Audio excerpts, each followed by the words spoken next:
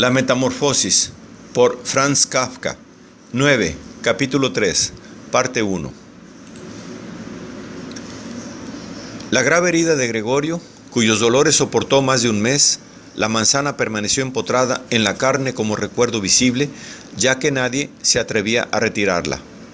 Pareció recordar, incluso al padre, que Gregorio, a pesar de su triste y repugnante forma actual, era un miembro de la familia, a quien no podía tratarse como a un enemigo, sino frente al cual el deber familiar era aguantarse la repugnancia y resignarse, nada más que resignarse. Y si Gregorio ahora, por culpa de su herida, probablemente había perdido agilidad para siempre, y por lo pronto necesitaba para cruzar su habitación como un viejo inválido largos minutos, no se podía ni pensar en arrastrarse por las alturas. Sin embargo, en compensación por este empotramiento, por este empeoramiento de su estado, recibió, en su opinión, una reparación más que suficiente. Hacia el anochecer se abría la puerta del cuarto de estar, la cual solía observar fijamente ya desde 2 horas antes.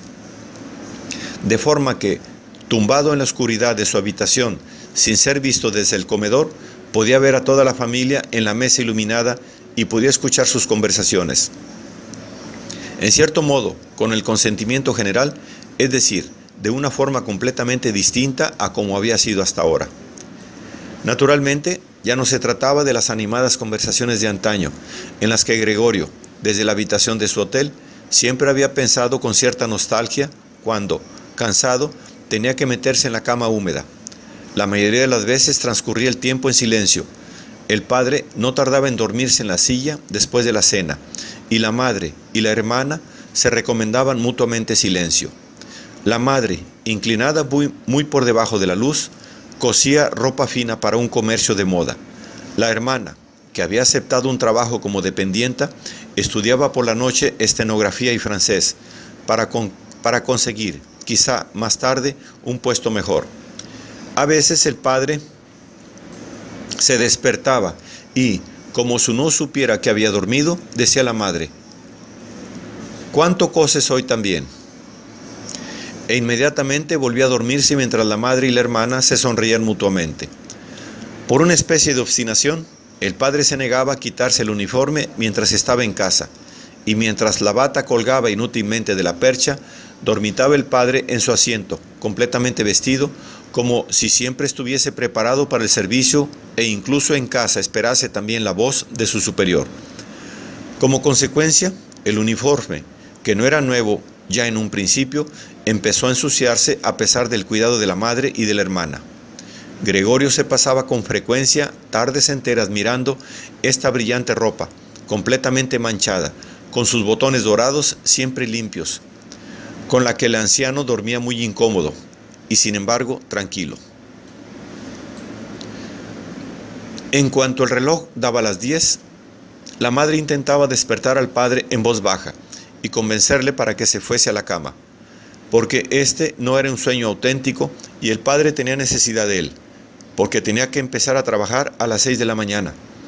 Pero con la obstinación que se había apoderado de él desde que se había convertido en ordenanza, insistía en quedarse más tiempo a la mesa, a pesar de que normalmente se quedaba dormido, y además, solo con grandes esfuerzos podía convencérsele de que cambiase la silla por la cama.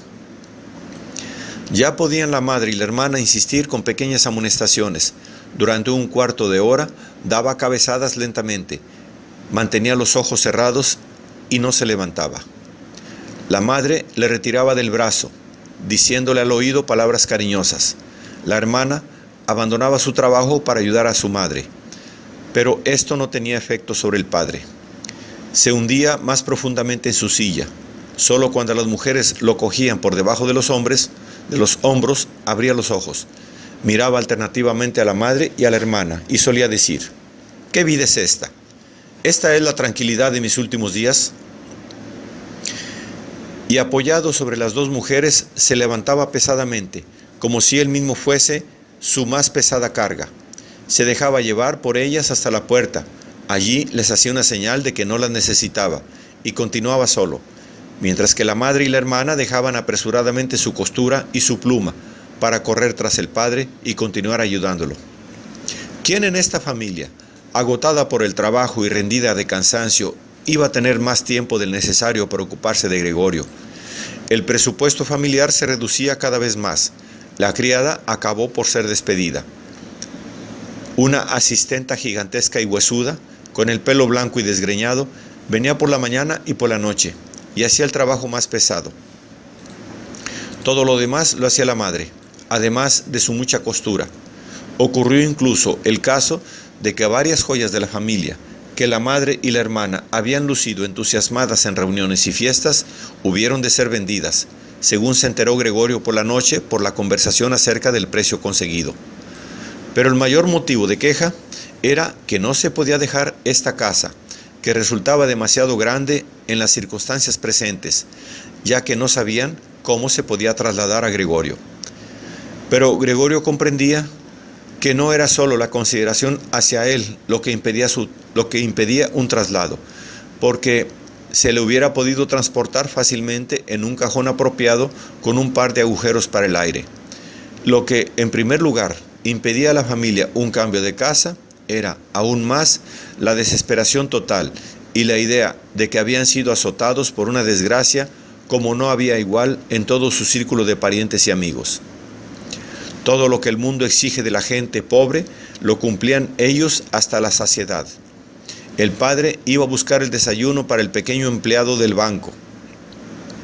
La madre se sacrificaba por la ropa de gente extraña. La hermana, a la orden de los clientes, corría de un lado para otro detrás del mostrador, pero las fuerzas de la familia ya no daban para más. La herida de la espalda comenzaba otra vez a dolerle a Gregorio, como recién hecha cuando la madre y la hermana, después de haber llevado al padre a la cama, regresaban. Dejaban a un lado el trabajo, se acercaban una a otra, sentándose muy juntas. Entonces la madre, señalando hacia la habitación de Gregorio, decía: «Cierra la puerta, Greta». Y cuando Gregorio se encontraba de nuevo en la oscuridad, fuera las mujeres confundían sus lágrimas o simplemente miraban fijamente a la mesa sin llorar. Gregorio pasaba las noches y los días casi sin dormir. A veces pensaba que la próxima vez que se abriese la puerta, él se haría cargo de los asuntos de la familia como antes. En su mente aparecieron de nuevo, después de mucho tiempo, el jefe y el encargado, los dependientes y los aprendices, el mozo de los recados, tan corto de luces, 2, 3 amigos de otros almacenes, una camarera de un hotel de provincias, un recuerdo amado y fugaz, una cajera de una tienda de sombreros a quien había hecho la corte seriamente, pero con demasiada lentitud. Todos ellos aparecían mezclados con gente extraña o ya olvidada, pero en lugar de ayudarle a él y a su familia, todos ellos eran inaccesibles, y Gregorio se sentía aliviado cuando desaparecían. Pero después ya no estaba de humor para preocuparse por su familia, solamente sentía rabia por estar mal cuidado, por el mal cuidado de que era objeto, y, a pesar de que no podía imaginarse algo que le hiciese sentir apetito, hacía planes sobre cómo podría llegar a la despensa para tomar de ahí lo que quisiese, incluso aunque no tuviese hambre alguna.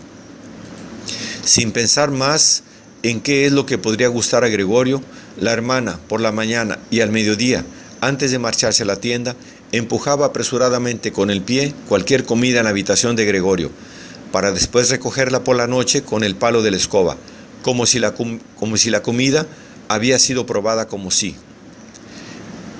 Tanto si la comida había sido probada como si, y este era el caso más frecuente, ni siquiera hubiera sido tocada. Recoger la habitación, cosa que ahora hacía siempre por la noche, no podía hacerse más deprisa. Franjas de suciedad se extendían por las paredes. Por todas partes había ovillos de polvo y suciedad. Al principio, cuando llegaba la hermana, Gregorio se colocaba en el rincón más significativamente sucio para, en cierto modo, hacerle reproches mediante esta posición. Pero seguramente hubiese podido permanecer allí semanas enteras sin que la hermana hubiese mejorado su actitud por ello. Ella veía la suciedad lo mismo que él, pero se había decidido a dejarla allí. Al mismo tiempo, con una susceptibilidad completamente nueva en ella y que, en general, se había apoderado de toda la familia, Ponía especial atención en el hecho de que se reservase solamente a ella el cuidado de la habitación de Gregorio. En una ocasión, la madre había sometido la habitación de Gregorio a una gran limpieza, que había logrado solamente después de utilizar varios cubos de agua. La humedad, sin embargo, también molestaba a Gregorio, que yacía extendido, amargado e inmóvil sobre el canapé. Pero el castigo de la madre no se hizo esperar, porque apenas había notado la hermana por la tarde el cambio en la habitación de Gregorio, cuando, herida en lo más profundo de sus sentimientos, corrió al cuarto de estar y, a pesar de que la madre suplicaba con las manos levantadas, rompió en un mar de lágrimas que el padre se despertó sobresaltado en su silla. Al principio observaban asombrados y sin poder hacer nada, hasta que también ellos comenzaron a sentirse conmovidos. El padre, a su derecha, reprochaba a la madre que no hubiese dejado al cuidado de la hermana la limpieza de la habitación de Gregorio. A su izquierda, decía a gritos a la hermana que nunca más volvería a limpiar la habitación de Gregorio. Mientras que la madre intentaba llevar al dormitorio al padre, que no podía más de irritación, la hermana, sacudida por los sollozos, golpeaba la mesa con sus pequeños puños, y Gregorio silbaba de pura rabia porque a nadie se le ocurría cerrar la puerta para ahorrarle ese espectáculo y este ruido. Pero incluso si la hermana, agotada por su trabajo, estaba ya harta de cuidar de Gregorio como antes, tampoco la madre tenía que sustituirla, y no era necesario que Gregorio hubiese sido abandonado, porque para eso estaba la asistenta. Esa vieja viuda, que en su larga vida debía haber superado lo peor con ayuda de su fuerte constitución, no sentía repugnancia alguna por Gregorio. Sin sentir verdadera curiosidad, una vez había abierto por casualidad la puerta de la habitación de Gregorio y, al verle, se quedó parada, asombrada, con los brazos cruzados, mientras éste, sorprendido y a pesar de que nadie le perseguía, comenzó a correr de un lado a otro. Desde entonces no perdía la oportunidad de abrir un poco la puerta por la mañana y por la tarde para echar un vistazo a la habitación de Gregorio. Al principio le llamaba hacia ella con palabras que, probablemente, consideraba amables, como «Ven aquí, viejo escarabajo pelotero», o «Miren al viejo escarabajo pelotero». Gregorio no contestaba nada a tales llamadas, sino que permanecía inmóvil en su sitio, como si la puerta no hubiese sido abierta. Si se le hubiese ordenado a esa asistenta que limpiase diariamente la habitación, en lugar de dejar que le molestase inútilmente a su antojo. Una vez, por la mañana temprano, una intensa lluvia golpeaba los cristales, quizá como signo de la primavera que ya se acercaba, cuando la asistenta empezó otra vez con sus improperios. Gregorio se enfureció tanto que se dio la vuelta hacia ella como para atacarla, pero de forma lenta y débil. Sin embargo, la asistenta, en vez de asustarse, alzó simplemente una silla que se encontraba cerca de la puerta y, tal como permanecía ahí, con la boca completamente abierta, estaba clara su intención de cerrar la boca solo cuando la silla que tenía en la mano acabase en la espalda de Gregorio. ¿Con que no seguimos adelante?, preguntó, al ver que Gregorio se daba de nuevo la vuelta y volvió a colocar la silla tranquilamente en el rincón.